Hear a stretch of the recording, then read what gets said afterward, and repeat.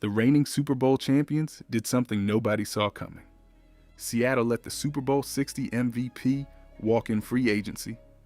Then they turned around and used the 32nd pick on a running back most teams had circled as a top 15 talent. Jadarian Price is now the lead back. He has multiple kickoff return touchdowns on his Notre Dame tape, including a 99-yard score against USC. Mike McDonald and John Schneider did not flinch. They saw the gap. They named the replacement. They moved on. The conversation around this team has quietly shifted from defending champs to something heavier. 8 picks, 2 new starters in the secondary, a Super Bowl quarterback returning under a new coordinator. Sam Darnold threw for 4,048 yards last season with 25 touchdowns and a Pro Bowl nod. Jackson Smith-Njigba led the entire NFL with 1,793 receiving yards and won Offensive Player of the Year. The offensive line just added an All-American guard at pick 148 after Schneider gave up a 2027 fourth-round selection to move up. That move alone tells you what the front office thinks about this roster window. The defense surrendered league low yards per carry last season. DeMarcus Lawrence is back at age 34 after weighing retirement on a Lombardi note. Bud Clark runs a 4.41 and posted 15 interceptions over his TCU career. The cornerback room added a 6'1" press corner who told the media he is the most physical corner in his class. The Rams loaded up. The Cardinals took a Notre Dame back at 3. None of them are ready for what is coming. The story of this offseason is not what Seattle lost. It is who walked in the door. Jadarian Price is the most underrated first-round running back of this draft cycle. He spent 3 seasons backing up Jeremiah Love at Notre Dame. He still finished his career with 1,692 rushing yards, 21 rushing touchdowns, and 12 kickoff returns for 450 yards, including 3 return scores. Marcus Freeman said his ability to go east-west and then vertical is as fast as anyone he has ever seen. That is the head coach who also recruited Jeremiah Love, the 3rd overall pick. The numbers tell the same story the tape does. 295 career touches, 6.3 yards per touch, 18 rushing touchdowns over his last 2 seasons on 6.1 yards per carry. He averages a touchdown every 16.5 touches at Notre Dame. The Seahawks lost their Super Bowl 60 MVP, Kenneth Walker, to a $45 million deal in Kansas City. They answered with a back who has fewer college miles, a healthier frame, and elite return value baked in. The Charbonnet question is the one nobody is asking out loud. Zach Charbonnet tore his ACL in the divisional round against the 49ers in January. He hits week 1 less than 8 months removed from surgery. That means Price owns the early down work on day 1. ESPN has him in the Offensive Rookie of the Year conversation. Mike McDonald has signaled the team will lean on a thunder and lightning approach as soon as Charbonnet is cleared. The transition is already done. Seattle did not lose a back. They upgraded the timeline. The defensive secondary lost 2 starters this offseason. Kobe Bryant signed 3 years and $40 million in Chicago. Rick Woolen took a 1-year prove-it deal in Philadelphia. Seattle did not panic. They drafted Bud Clark at pick 64 and unlocked the most flexible piece of the entire defense. 6'1", 188 pounds, 4.41 in the 40, and a 38-inch vertical at the combine. The college production is what makes him a steal. 15 interceptions over his final 4 TCU seasons. 2 of them returned for touchdowns. 21 pass breakups. 3-time team captain, his PFF snap distribution at TCU shows over 1,200 slot snaps, 700 box snaps, and 400 at free safety. That is the exact resume Mike McDonald's defense was built to deploy. The man treats his defensive backs like chess pieces. He just got a queen. The fit is what should scare the rest of the NFC West. Pair Clark with Nick Emenwari, the 2nd-round pick from last year, who finished runner-up for Defensive Rookie of the Year. Add Julian Love, still under contract through this season. Add Ty Okada, holding the strong safety spot from when he started 11 games last year. Throw in former Colts starter Rodney Thomas, and the room is 6 deep with players who can handle the slot, the box, and deep zones. Mike Macdonald ran 6 DB sets often last season. He just got more reasons to keep doing it. The 3rd round pick is where this draft turned into a heist. Julian Neal is 6'1" and 5/8", 203 pounds, and runs a 4.49 40 with 32 3/4-inch arms. The Arkansas corner walked into his post-draft press conference and said he is the most physical corner in this draft class. Then he backed it up with the tape that shows 0 career missed games due to injury across 5 college seasons. The frame matters because Seattle just lost Rick Woolen. Mike Macdonald's scheme requires press corners who can match wide receivers at the line. Neal fits that mold without the personal foul history that hurt Woolen during the conference championship run. Pair him behind Devin Witherspoon and Josh Jobe, who got a new 3-year deal this offseason. Seattle has its first 3-corner room with that combination of length and physicality since the Legion of Boom era. Here's the surprise nobody talked about during draft week. John Schneider offered 2 first-round picks for Max Crosby at the trade deadline last season. 2 firsts. The Raiders said no. Schneider then pivoted to the deep secondary and built around what Macdonald already loves to run. The man identified the position group with the most leverage and pressed every chip into it.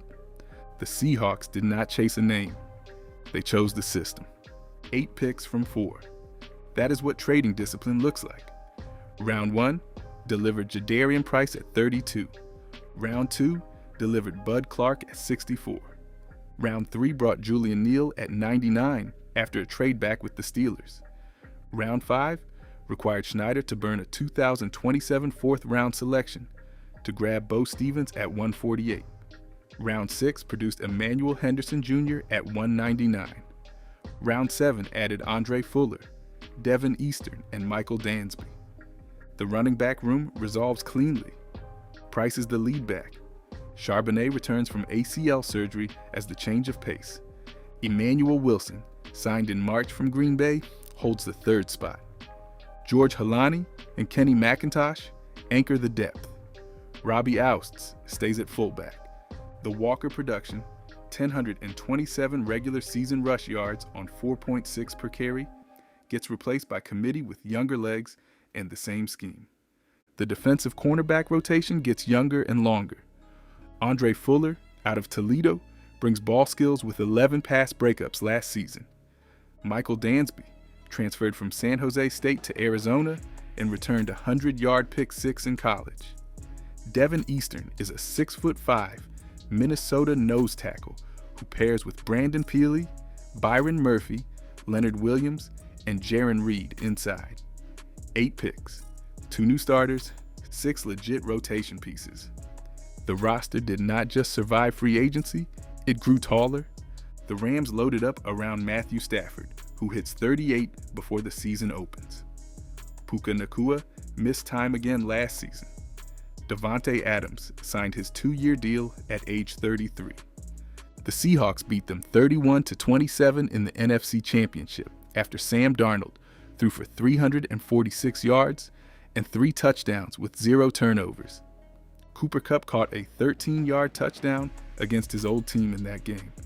Nothing about this matchup looks different on paper this year. Arizona drafted Jeremiah Love, 3rd overall, to give Kyler Murray a Christian McCaffrey-style weapon. The Cardinals also got younger across the front, but still finished under 500 in 2025. The 49ers traded D. Winters during the draft and lost Brock Purdy time during the season. Their defensive line lost depth. Their secondary still needs help. Seattle holds the head-to-head tiebreakers.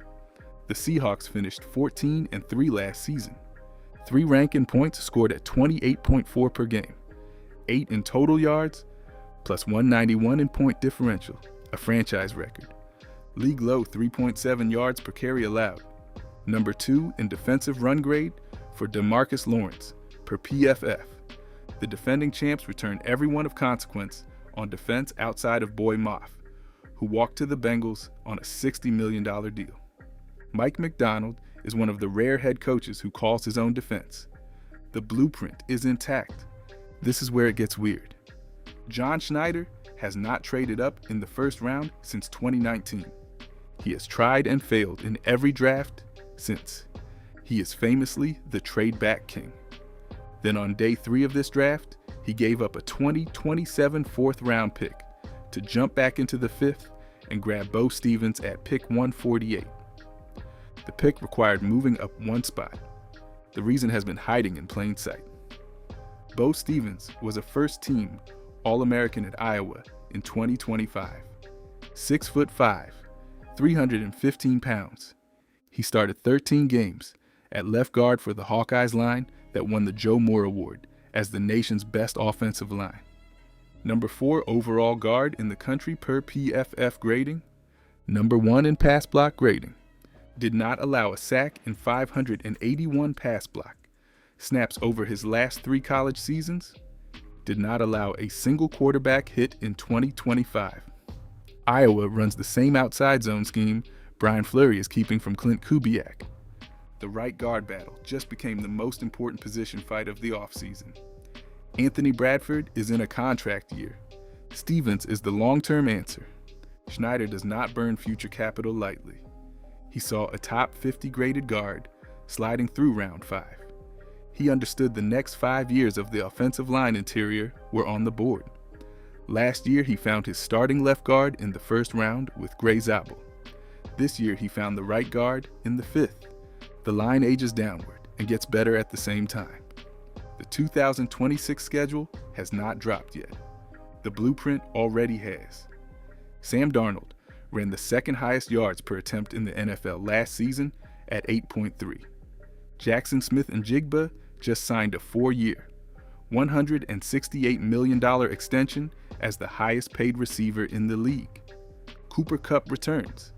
Rashid Shaheed is back on a 3-year, $51 million deal. A.J. Barner caught a Super Bowl touchdown pass. Elijah Arroyo is healthy. The receiving corps is 6 deep. The defense returns 10 of 11 starters. DeMarcus Lawrence is back. Uchenna Nwosu picked off the Patriots quarterback for a touchdown in the Super Bowl. Devin Witherspoon stays as a 3-time Pro Bowl corner. Bud Clark and Julian Neal add range and length. Mike McDonald is now the highest leverage head coach in the NFC West. The runway points one direction. This team wins 13 games minimum. They take the NFC West for a second straight year. Sam Darnold finishes top 3 in MVP voting. Drop your prediction on Seattle's win total in the comments.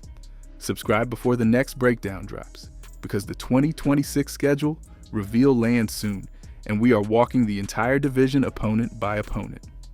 The Lombardi banner goes up at Lumen Field this fall. The question is whether anyone in the NFC West has the answer for what Schneider, McDonald, Darnold, and Smith-Njigba are about to do. The answer right now is no.